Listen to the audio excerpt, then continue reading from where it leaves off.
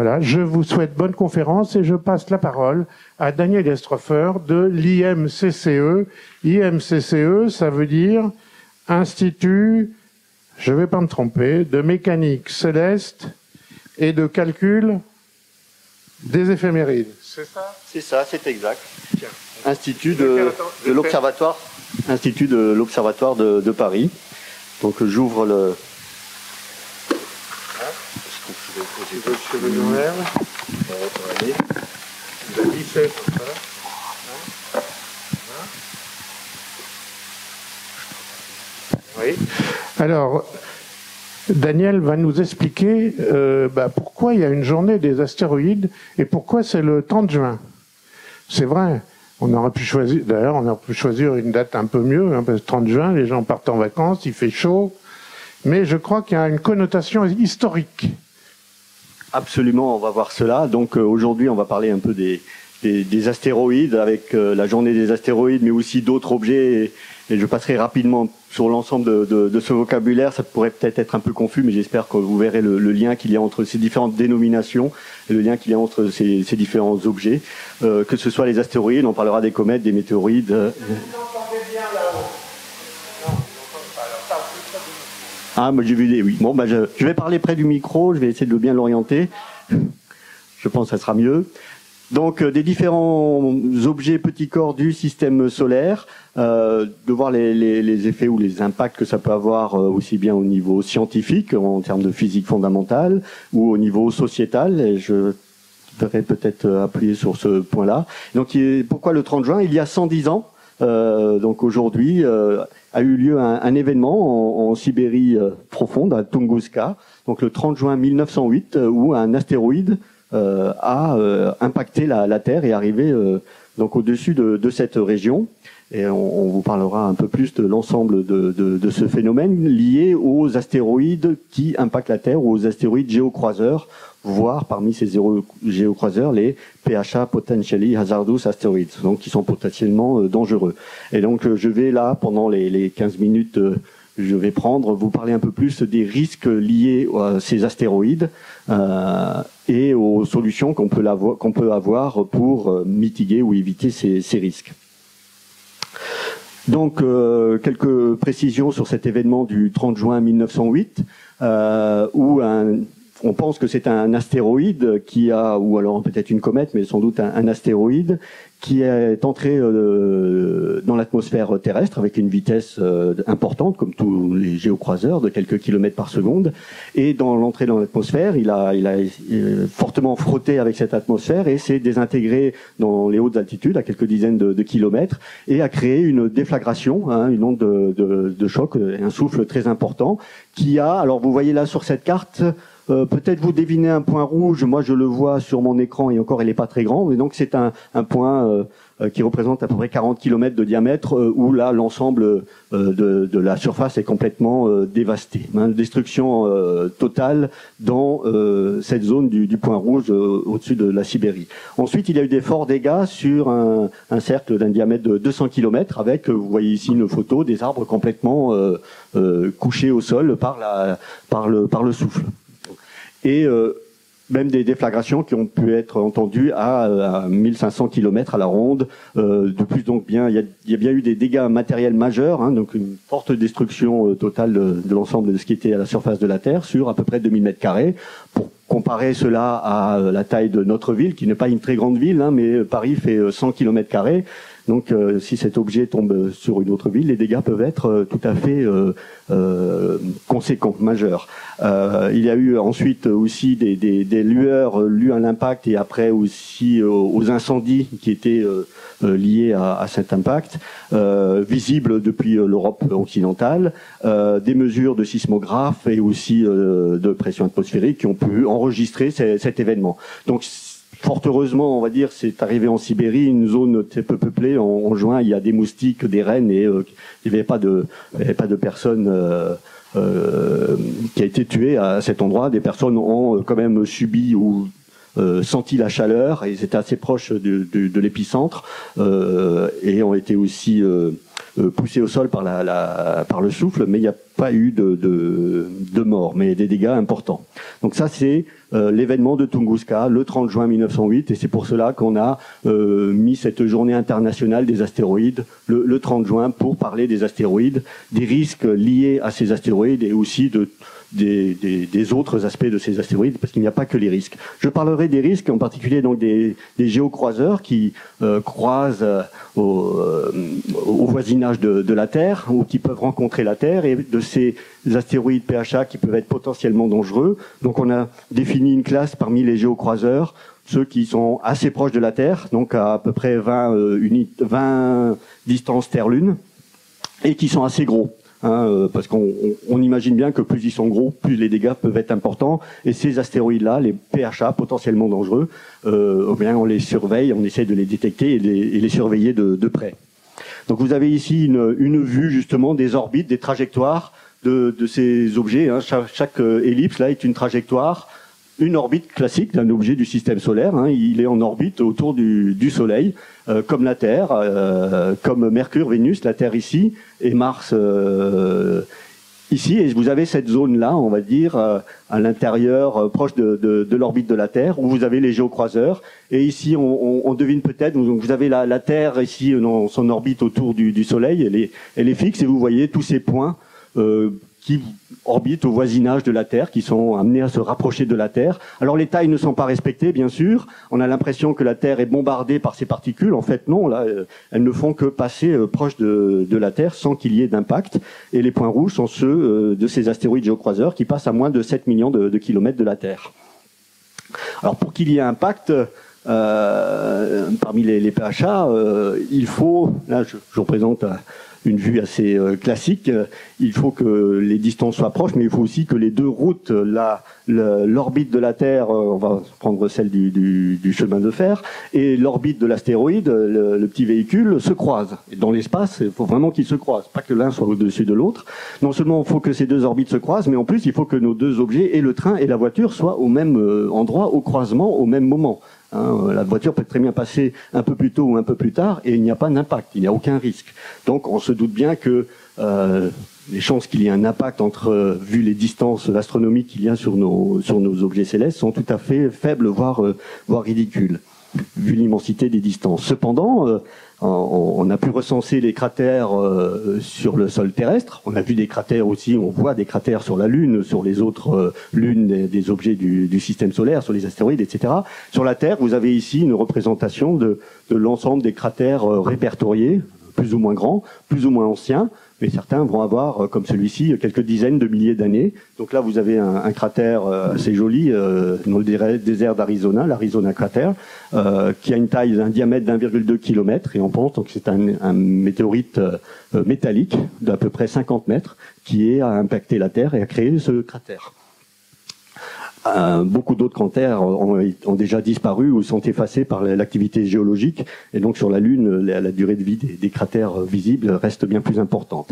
Vous allez me dire, bon, donc ça, c'est des preuves d'impact d'il y a quelques dizaines de milliers d'années, ou voire peut-être un peu moins, mais quand même, ça nous amène à des temps géologiques très anciens.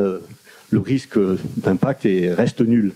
Ici, vous avez une autre vue bien plus récente. Donc sur la décennie passée, on va dire, ou les 2 décades passées, où ce sont un recensement non plus de cratères, mais d'entrée dans l'atmosphère de bolides. Donc ça ne crée plus ce genre de phénomènes aussi catastrophiques. Pour certains, c'est simplement des phénomènes lumineux ou des phénomènes sonores qui ont été enregistrés là par beaucoup de missions spatiales de défense américaines. Mais cependant, vous avez là un autre exemple d'un bolide. Parmi ces points-là, vous avez ce bolide-là qui est arrivé au-dessus de la ville de Jakarta et qui a créé un peu de panique, on va dire, parmi la population. Ils se demandaient tous un peu ce qui se passait. Parmi ces points-là, vous en avez un autre que je vais détailler. Là, c'est à nouveau en Russie, au-dessus de la Sibérie, Tcheliabinsk, avec les différentes orthographes à l'anglaise, à la latine et en cyrillique. Qui un événement qui a eu lieu bien plus récemment, c'était en février 2013, donc il n'y a pas si longtemps, un bolide, un astéroïde de quelques mètres, dizaines de mètres, une quinzaine de mètres, est entré dans l'atmosphère et a créé quelques événements, quelques dégâts, on va voir. Et je signale aussi que c'était assez étrange parce que on avait fait pas mal de communication pour cette journée-là en particulier, parce qu'il y avait un astéroïde très sympathique qui passait proche de la Terre, assez gros, et on avait fait une alerte. On n'avait bien sûr pas prévu Tcheliabinsk, qui est entré dans l'atmosphère et qui a été filmé par nombre de caméras. Alors,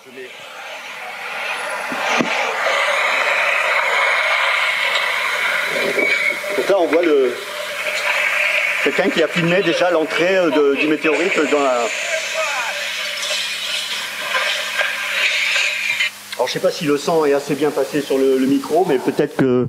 Je ne sais pas si le son est bien passé sur le micro, mais vous avez pu voir que donc il y a eu un phénomène lumineux très intense. C'était tôt le matin, et tout à coup, la lueur du ciel a augmenté, aussi brillante que le soleil à midi, voire même plus. Donc beaucoup de gens se sont précipités vers les fenêtres, d'autres ont filmé cet événement assez intéressant. Et puis vous avez pu voir qu'ensuite l'onde de choc, le souffle, est arrivé bien quelques dizaines de secondes après. Donc c'est pour ça que certaines personnes n'ont pas eu le bon réflexe, se sont rapprochées des fenêtres, et beaucoup de fenêtres ont tout simplement été éclatées, brisées par l'onde de souffle. Vous avez là beaucoup de photos, d'images de ce type-là. Certains murs qui n'étaient pas assez solides par rapport à la pression exercée sont tombés aussi.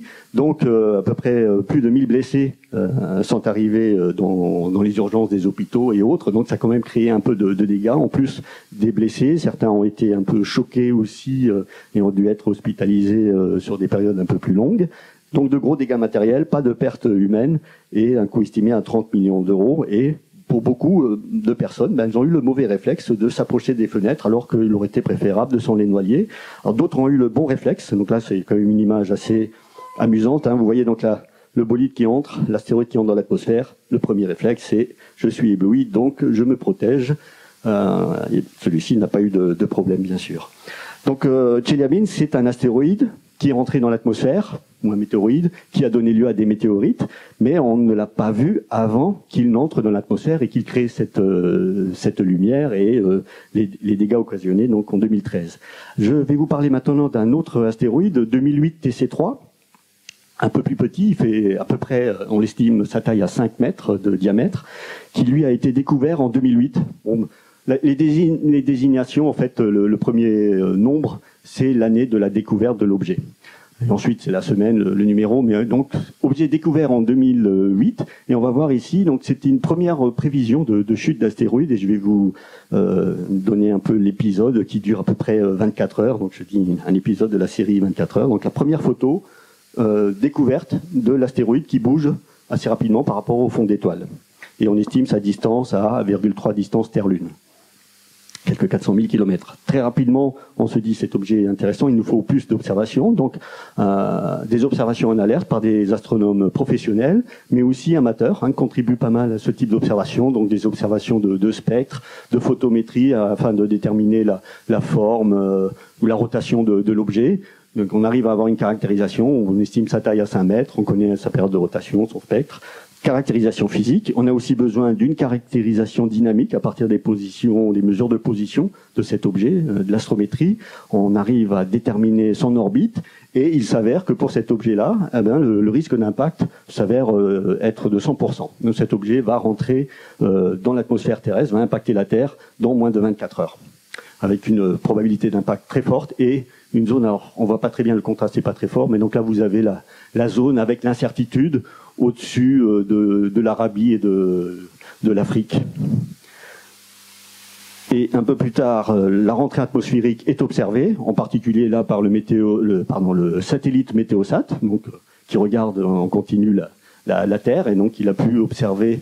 Donc là aussi le contraste n'est pas très fort, mais vous avez eu là quelques pixels de l'image de l'astéroïde qui rentre dans l'atmosphère, observé en visible et en infrarouge, et aussi des détections en infrason. Et ou à peine un peu plus tard, mais vu depuis le sol, la désagrégation de cet objet de 5 mètres, donc là aussi, il a été complètement désagrégé dans l'atmosphère terrestre.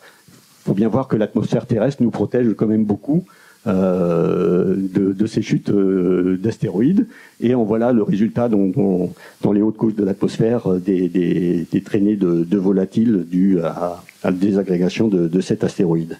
Et donc tout cela en moins de 24 heures. Et un peu plus tard, une expédition a été menée par des collègues et ils sont allés récupérer quelques météorites. Donc là, l'astéroïde a aussi donné lieu à des pièces récupérées au sol. Et on s'est rendu compte que c'était quand même finalement un objet assez surprenant dont on ne pouvait pas savoir à partir des spectres seuls.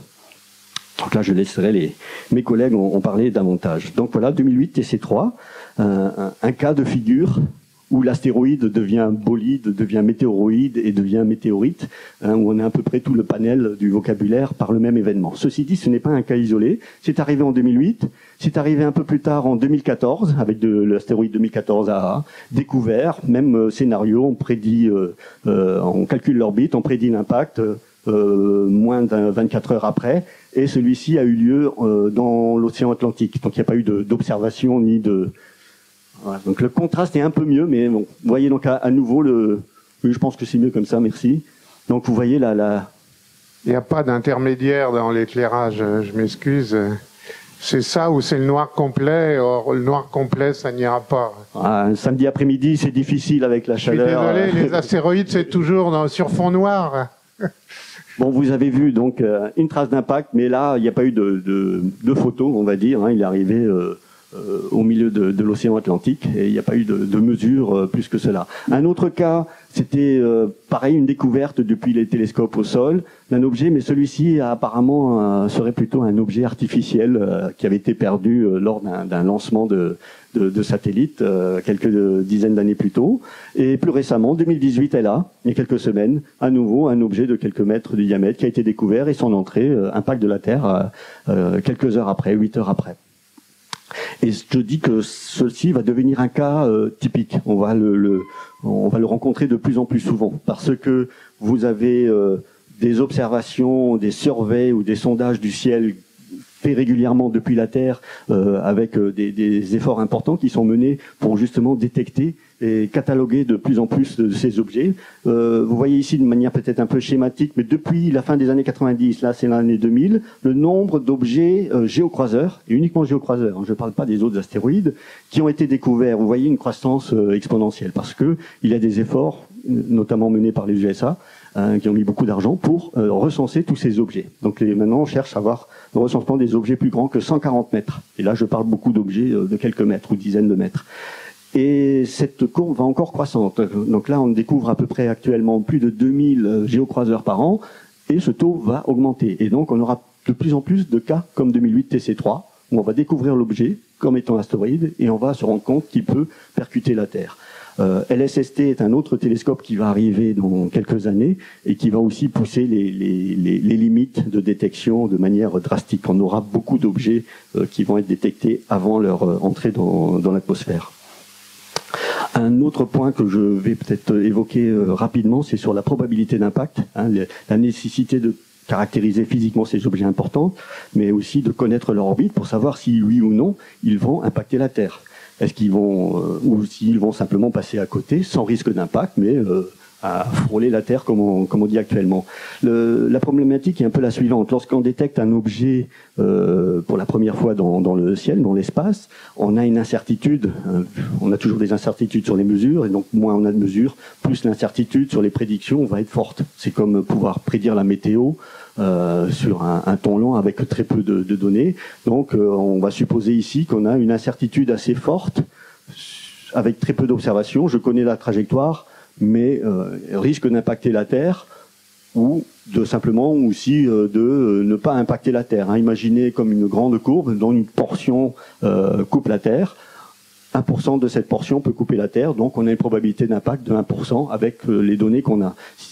Le problème, c'est que souvent on a du mal à en refaire des observations de cet objet, parce qu'il peut être derrière le Soleil, il faut attendre quelque temps, et on a des observations supplémentaires. Alors soit on peut en général restreindre cette incertitude, et donc on est amené à avoir deux cas de figure. Soit il n'y a plus de risque d'impact, et c'est le cas général, soit un cas un peu moins général, moins fréquent on va dire, mais où l'impact avec la Terre se précise.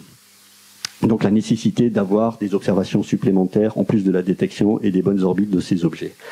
Et vous voyez ici un peu la problématique aussi qu'on couvre un spectre assez large entre les objets qui font quelques mètres, qui ne posent aucun risque. On estime à peu près à moins de 5 mètres, comme un 2008 TC3, c'est simplement un bolide, un phénomène lumineux dans le ciel et éventuellement des météorites qu'on va récolter et qu'on aime avoir dans nos laboratoires, à des tailles un peu plus importantes, où on va vers le Chelyabinsk ou le Tunguska, et qu'on voudrait éviter, voire à des tailles encore plus importantes, où au-dessus de quelques kilomètres, on rentre dans l'extinction massive d'espèces. Donc vous voyez tout un spectre de vulnérabilité et aussi tout un autre spectre de fréquence de ces impacts. Alors bien sûr, l'extinction massive d'espèces, c'est à peu près tous les 100 millions d'années, mais ces objets-là, de 50 à 140 mètres, qui peuvent avoir des dégâts importants, on est plutôt sur des ordres des périodes centennales. Et je pense que là, c'est un effort à mener aussi actuellement à mieux caractériser ou à mieux essayer d'éviter ou de mitiguer ces risques-là. Pas uniquement le risque qui tue les dinosaures. Donc il y a différentes actions qui sont menées au niveau international, poussées pas mal par les USA, mais il y a aussi, dans le cadre de l'ONU, des groupes qui se mettent en place pour coordonner un peu les différents aspects. Il y a eu récemment aussi au niveau des USA un programme interagence qui a été publié. Mais dans tous les cas, je pense que nous, on a besoin de mettre en place des systèmes d'information et de mitigation de ces risques pour atténuer la catastrophe ou éviter la catastrophe. Et dans tous les cas... 5 minutes. Et dans tous les cas, faire mener intervenir aussi les aspects de sécurité civile au sol. Alors, pour dévier des astéroïdes qui sont assez gros, on va dire de 100 mètres et plus, là, on évitera quand même qu'ils percutent la Terre parce que les dégâts peuvent être au moins au niveau régional, voire continental. Il y a différentes options, mais donc une option, c'est d'envoyer une mission spatiale pour changer un peu la vitesse de l'astéroïde. De très peu, de quelques millimètres, voire centimètres par seconde, mais le faire assez en avance pour que on dévie finalement la trajectoire de l'astéroïde. En fait, on dévie pas vraiment, on ne pousse pas vraiment l'astéroïde, on l'accélère, on le freine un peu pour qu'il évite la collision avec la Terre. À nouveau, rappelez-vous cette intersection. Si vous êtes un peu plus tôt ou un peu plus tard à l'intersection du chemin de fer, vous n'avez aucun risque. Donc il y a différentes techniques. L'explosion nucléaire en surface de l'astéroïde, le tracteur gravitationnel, où vous envoyez un satellite artificiel assez massif proche de l'astéroïde pour dévier sa trajectoire, ou l'impacteur cinétique, où à nouveau vous envoyez un satellite artificiel avec quelques masses qui va impacter votre astéroïde pour lui donner un peu de moment cinétique ou de quantité de mouvement et changer un peu cette trajectoire. Donc nous avons travaillé avec quelques collègues ici de l'Observatoire et de France dans le programme européen NEOSHIELD qui a étudié un peu ces différents aspects et en particulier l'impacteur cinétique qui reste peut-être la technique la plus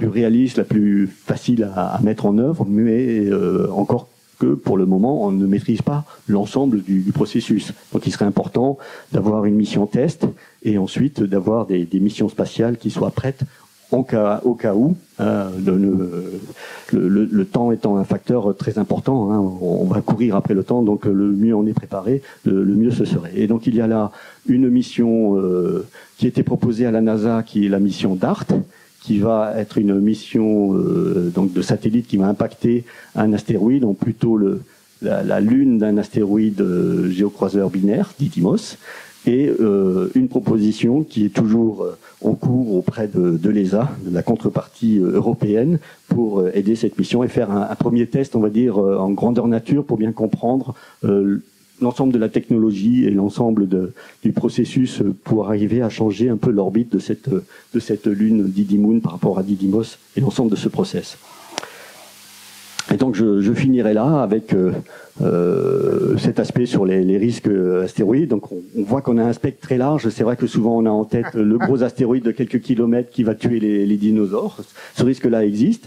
On a maintenant recensé presque 100% des astéroïdes de plus de 1 kilomètre et on sait que dans les 100 ans à venir, il n'y a pas de risque d'impact. Donc maintenant le travail se fait sur les ordres de grandeur inférieurs.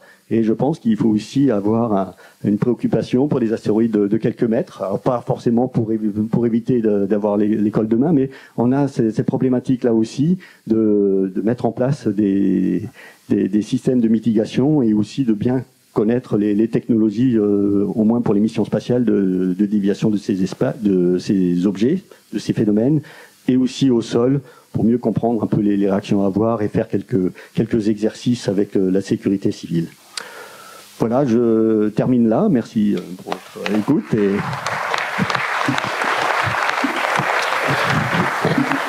Merci Daniel. On passera aux questions plutôt à la fin de la session pour avoir un petit peu plus de temps là-dessus. On passe la parole à la suivante. Donc là, c'était pour le côté risque astéroïde, le côté 30 juin. Mais vous allez voir qu'il n'y a pas que les aspects risques.